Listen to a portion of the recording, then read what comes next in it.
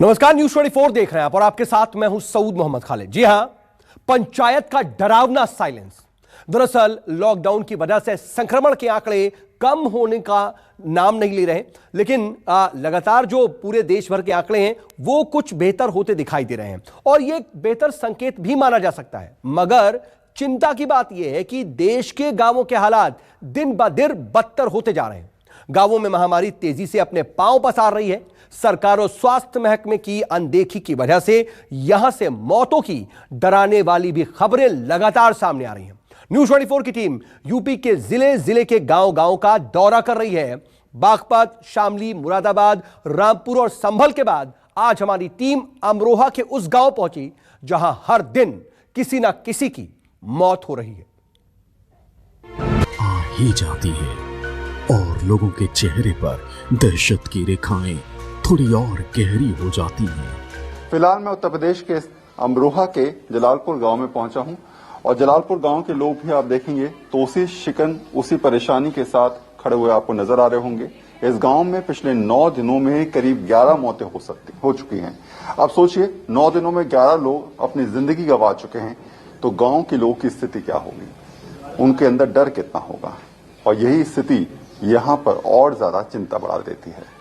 कुछ लोग हैं, उनसे पूछ लेता हूं। पिछले 9 दिनों या 10 दिनों में लोग मुझे बता रहे हैं कि यहाँ 11 मौतें हो गई। हाँ, 9-10 या 11 दिन में 11 मौतें हुई हैं। 11 मौतें, यानी माना जाए तो हर दिन एक। हाँ, औसतन यही है। औसतन एक दिन में हो गई थी। दो भी हुई हैं। दो भी हो गई हैं एक दिन में। दो मौतें कई बार हुई हैं। दो या 3 बार हुई हैं। दो मौतें। 2 या 3 बार। कभी ऐसा हुआ है आपके इतने समय में, आपने कभी ऐसी स्थिति हमारे देखी? जीवन में नहीं हुआ कभी ऐसा। अब जो है यही हम पहली बार देख रहे हैं। पहले कभी नहीं हुआ। हाँ, ऐसा फिलहाल कभी नहीं देखा हमने। मैं देख रहा था गांव के अंदर पूरा सन्नाटा पस रहा है, गलियां शांत हैं, कोई नजर नहीं आ रहा, तो लोगों के अब डर अंदर दिख रहा है। नहीं, डर क्या, अब तो घर से बाहर निकल ही नहीं रहा कोई भी। आप देखिए कि गली मोहल्लों में कितने बच्चे खेलते थे और युवा, लेकिन अब कोई भी नहीं है। आप सन्नाटा पड़ता हुआ आप पूरे गांव में चले जाओ, कहीं कोई आदमी नजर नहीं आएगा और सब घर के बाहर जो अंदर है, बाहर कोई नहीं निकलता। बाबूजी, अपने जानने वाले कितने लोग चले गए आपके? जानने वाले लोग हमारे जो 11 तो हमारे यहाँ जलालपुर में जो है। हाँ, जवान मौतें भी थी उसके। जवान मौतें तो जो है हमारे यहाँ 3 तो ऐसी हुई हैं, 4 मौतें तो ऐसी हुई हैं जो किसी पे एक बच्चा और किसी पे बच्चा भी शादी भी ना हुई। शादी हुई। डर लगने लगता है ऐसी चीजें सुनते हैं जब सुबह आंखें खुलती हैं और बताता है कोई कि फलाने क्या मौत हो गई। डर की बात ऐसी है कि मोहल्ला भी जो है बस ऐसे ही रहता है कि बहुत ही सुस्त है। जिन बच्चों की जो 4 की मौतें हुई हैं, जब से जो है से वो लोग सब परेशान ही रहते हैं कि इन्हीं बच्चों की मौतों की वजह से। हालात तो गंभीर हैं, चिंताजनक हालात चल रहे हैं और सब सहमे डरे हुए हैं। कोरोना के नाम से ही डर रहे हैं। बीमारी तो है ही, उसके तो नाम से इतना डर है कि भाई एक दूसरे से मिलो मत, ये है वो है। गांव की गलियों में बिखरा ये सन्नाटा कई जिंदगियों के भीतर शोर बनकर बह रहा है। शोर सिस्टम के खिलाफ, शोर सरकार के खिलाफ और शोर अपनी उस इंसानी मजबूरी के खिलाफ जो महामारी के सामने बेहद बौनी दिखाई देती है। उम्र की आधी दहलीज पर खड़े पंकज को इस बात का जिंदगी भर मलाल रहेगा कि अगर उसे वक्त पर ऑक्सीजन मिल जाता तो उसके बच्चों के सिर से ममता का आंचल कभी ना छिनता शायद। ये कब की बात है जब उनको उनकी तबीयत खराब हुई और कब आप उनको हॉस्पिटल ले गए? हॉस्पिटल हम 5 तारीख में ले गए थे। पहले हमारी रिपोर्ट कराई थी तो उन्होंने आइसोलेशन घर के लिए कह दिया था, तो कराया। फिर जो 5 तारीख में हालत बिगड़ गई थी, फिर हम उसे वहां से ले गए, फिर कोस में ले गए यहाँ से अमरोहा से। फिर कोस में जाकर उनकी डेथ हो गई।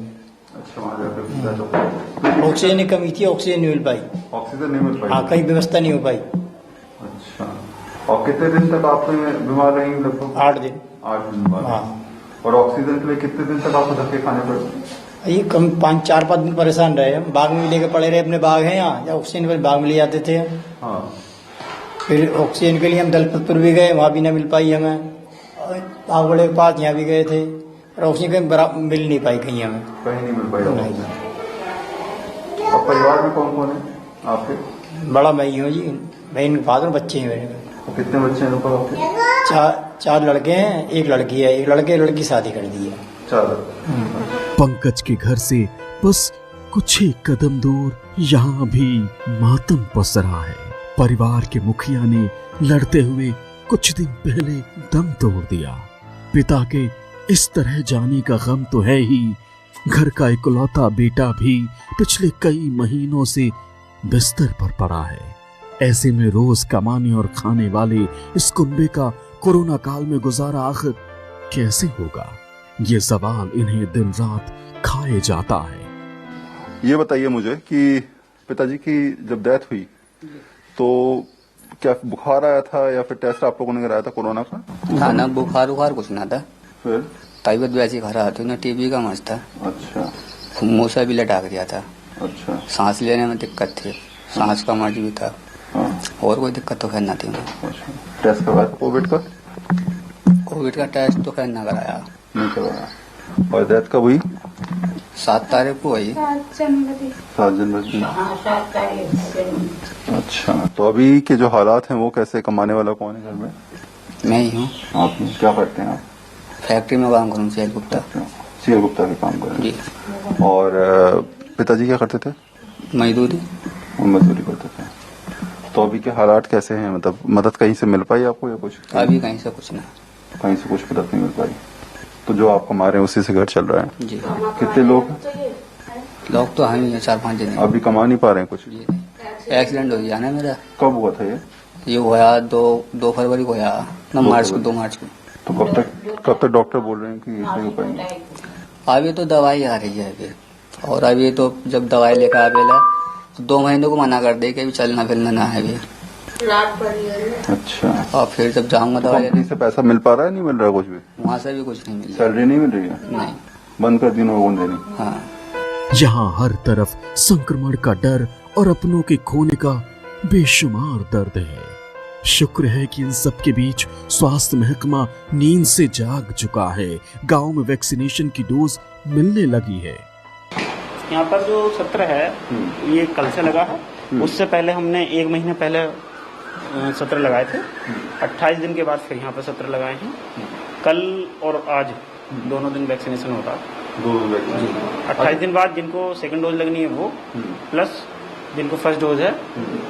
अच्छा, टेस्टिंग सेंटर्स की क्या स्थिति है यहाँ पर? टेस्टिंग सेंटर्स ये है कि हमारे यहाँ पे जो है, अगर हमारी आशाएं जो सर्वे कर रही हैं घर घर, अगर उसमें कुछ बीमार लोग निकलते हैं जो बुखार के, खांसी के और सांस लेने में दिक्कत, ये लोग लिस्ट बनाने हैं, लाइन लिस्ट बना के हम लोगों को देते हैं और हम जाके टीम को यहाँ पे टेस्टिंग के लिए भेजते हैं। अच्छा मैम, ये बताइए मुझे कि आप लोग जब कोई आता है तो बाकायदा उसका रजिस्ट्रेशन प्रोसेस होता है, फिर वो बैठता है आधा घंटा, आप लोग ऑब्जर्व करते हैं। जो प्रोसेस वहाँ दिल्ली में या फिर और जगह चलता है वो यहाँ पर चल रहा है? जी, वही फॉलो करते हैं। सेम प्रोसेस यहाँ पर चल रहा है। अच्छा, वैक्सीन को लेकर क्या आपको लगता है कि अब लोगों में ज्यादा उत्साह आया है, लोग ज्यादा लगवाने के लिए निकल के आ रहे हैं?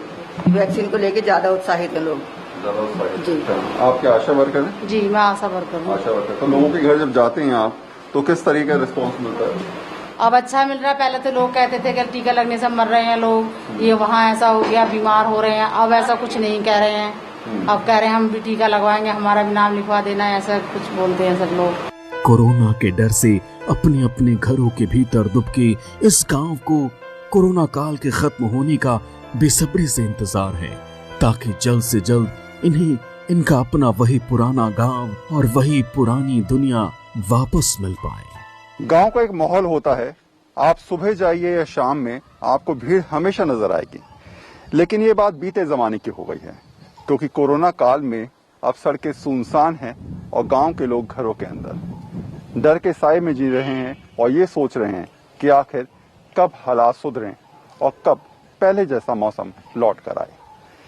कैमरा पर्सन नितिन के साथ वरुण सिन्हा, न्यूज़ 24, अमरोहा, उत्तर प्रदेश।